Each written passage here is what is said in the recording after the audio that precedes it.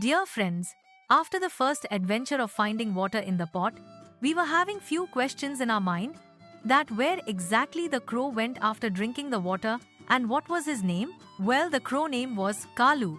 After quenching his thirst from the pot of water using pebbles, the clever crow Kalu flew back to his nest under the big banyan tree. He felt proud of his quick thinking. Kalu was proud, but not arrogant. He knew that wisdom worked best when shared. So Kalu made a habit of flying to new places every day, searching for food, water, and new knowledge. 1 year later, the forest faced a terrible drought. The sun burned hotter than before. Rivers shrank into dry lines of cracked mud.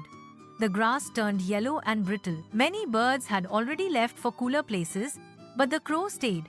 Kalu remembered the hardship from the last summer and believed he could help again. One afternoon, the Kalu's friend, a small squirrel, came running to him, her voice trembling. Kalu, the animals at the east meadow are thirsty. There's no water left. Even the pond has dried up. Kalu flapped his wings. Don't worry, I'll search again. This time, I'll find something bigger than a pot. Kalu flew east, far beyond the meadow, until he saw an old stone well. The well had no rope or bucket, but inside, far below, there was water. Unfortunately, the water was too deep for any animal to reach. Kalu remembered the trick with pebbles from last time, but here, the well was too large. Dropping stones would take days, maybe weeks, to raise the water. He needed another plan. Kalu perched on the well's rim, thinking, if the water can't come up to us, maybe we can go down to the water. That evening, Kalu returned to the meadow. He called the squirrel, a strong goat, and a clever monkey. Kalu explained the plan. They would make a long rope from forest vines, lower a large hollow coconut into the well, fill it, and pull it up. The goat laughed. Kalu, you can't lift a coconut full of water. Kalu nodded. I can't, but we all can together. The animals spent the whole night twisting vines into a thick rope. The monkey climbed trees to fetch coconuts. The squirrel gnawed away the tops to make openings.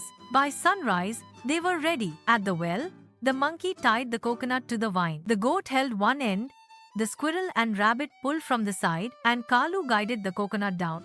Slowly, it touched the water with a soft splash. The animals pulled, grunting and straining. The coconut rose, water sloshing inside. When it reached the top, the rabbit tipped it into a hollow rock basin nearby.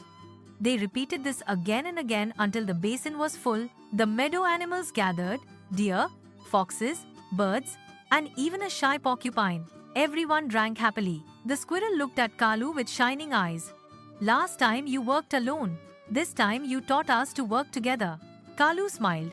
One pebble can save one bird, but many vines can save a whole forest. जैसे ही कौआ तत्काल चेतावनी देने की तैयारी करता है, जंगल अपनी सांस रोक लेता है. Days later, word spread that some jackals in the north had heard of the water and wanted it all for themselves. They were planning to scare the smaller animals away. Kalu flew to speak with the jackals. He told them, if you take the water by force, the basin will dry quickly. But if you help us bring more, there will be enough for all. At first, the jackals scoffed.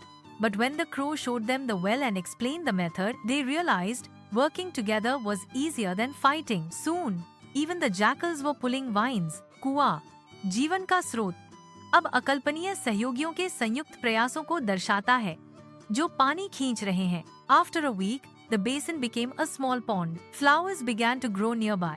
The forest elders declared the day of its filling as the festival of water. Every year, the animals would gather to clean the pond and tell the story of how Kalu, once alone, became the leader of a team.